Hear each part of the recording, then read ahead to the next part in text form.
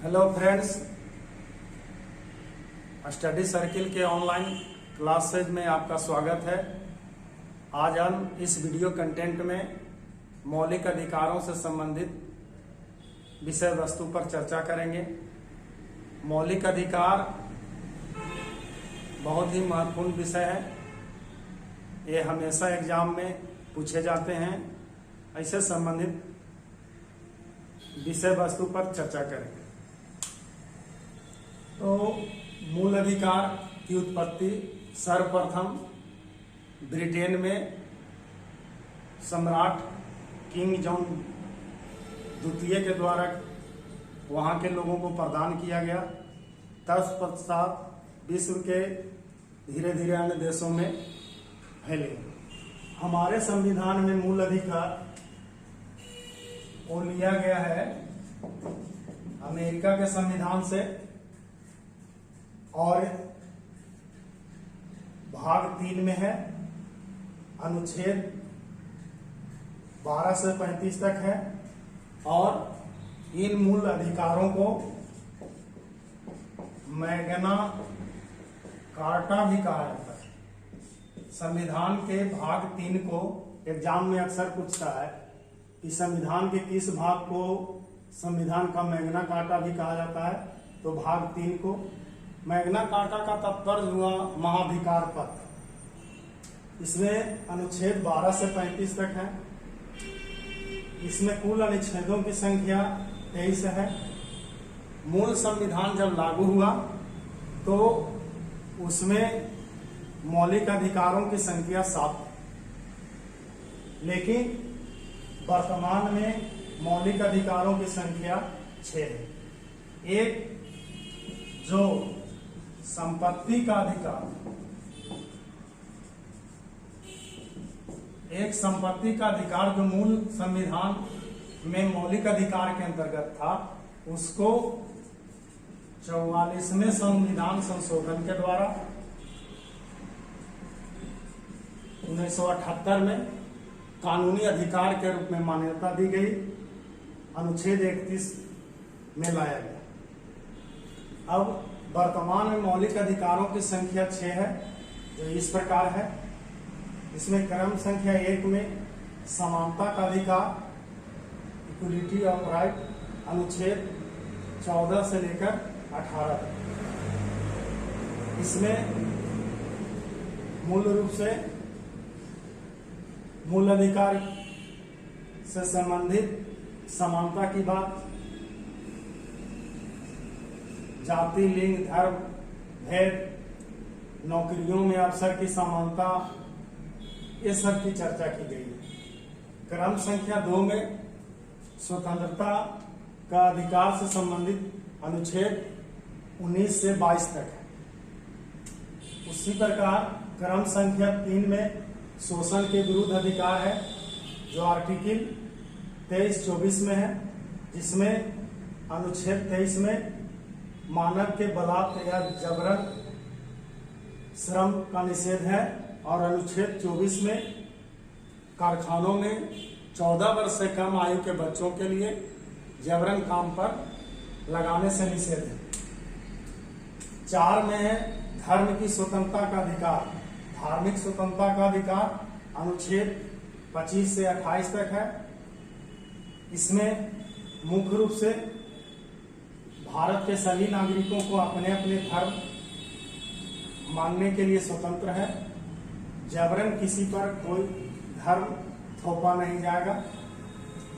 क्रम संख्या 5 में संस्कृति और शिक्षा से संबंधित अधिकार, जो अनुच्छेद 29 और 30 में। इसमें 29 में अल्पसंख्यक वर्ग के हितों का संरक्षण है, और 30 में शिक्षा संस्कृति की स्थापना से संबंधित अधिकार। क्रम संख्या 6 में संवैधानिक उपचारों का अधिकार है, जिसका वर्णन अनुच्छेद 32 में है।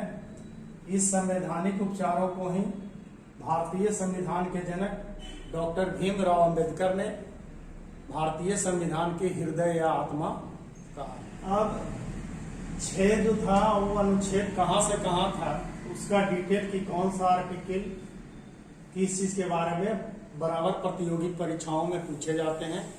खास करके ये सभी महत्वपूर्ण है। उसमें पहला जो है मूल अधिकार की परिभाषा, डिफिनेशन ऑफ फंडामेंटल राइट के बारे में किस आर्टिकल में है, तो आर्टिकल अनुच्छेद 12 में।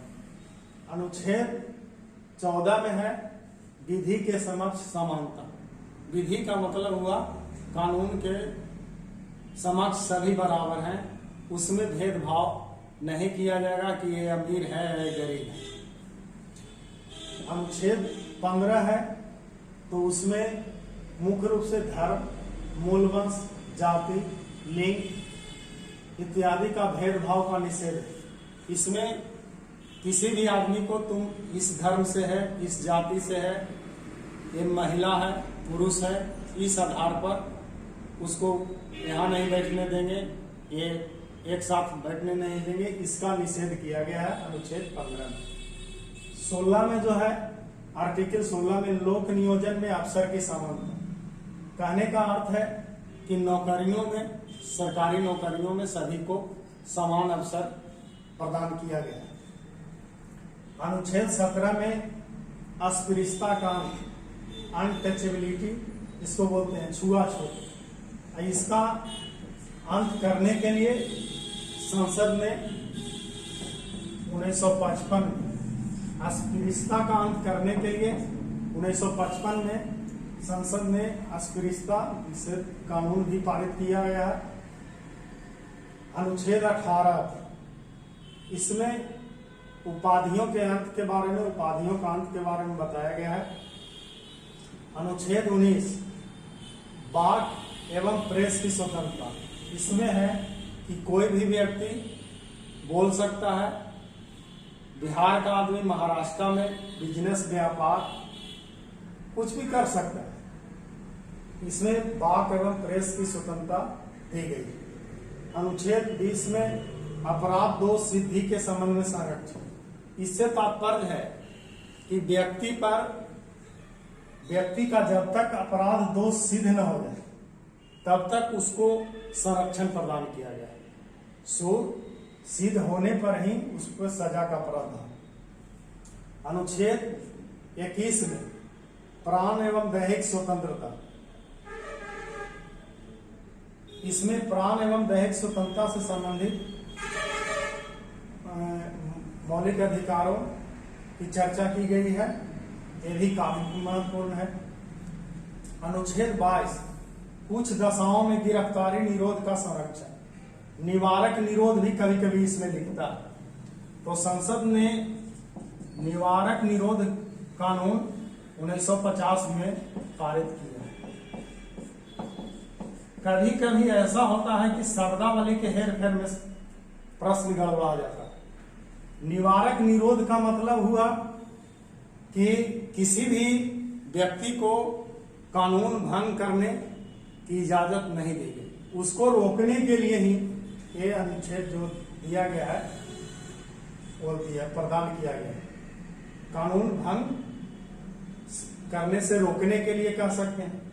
अनुच्छेद 23 में बलात्श्रम का निषेध। बलात्श्रम का निषेध का मतलब जबरन। अब इसमें है वयस्क आदमी का।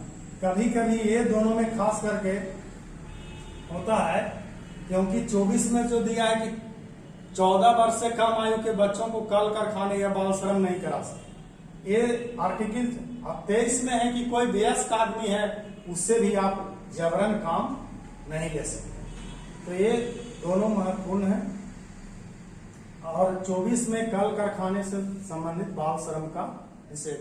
अब उससे आगे अनुच्छेद 25 में जो है अंतःकरण की धर्म अबाध रूप से मानने और आचरण और प्रचार करने की स्वतंत्रता। इसमें है कि बिना बाधा के कोई अपने धर्म को मानने, आचरण और उसका प्रचार करने की स्वतंत्रता प्रदान की।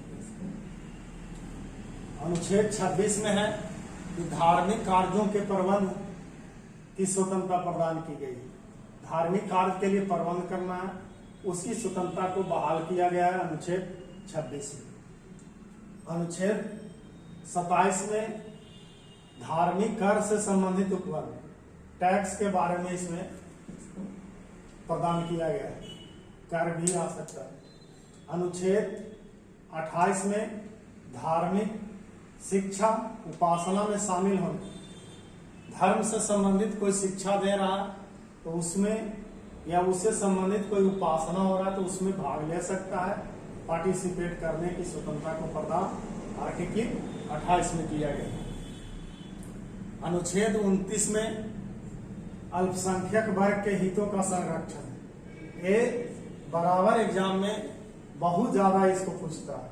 अल्पसंख्यक वर्ग के हितों का संरक्षण किस अनुच्छेद में है और किस अधिकार के अंतर्गत है, तो अनुच्छेद 29 के अंतर्गत मौलिक अधिकार में है।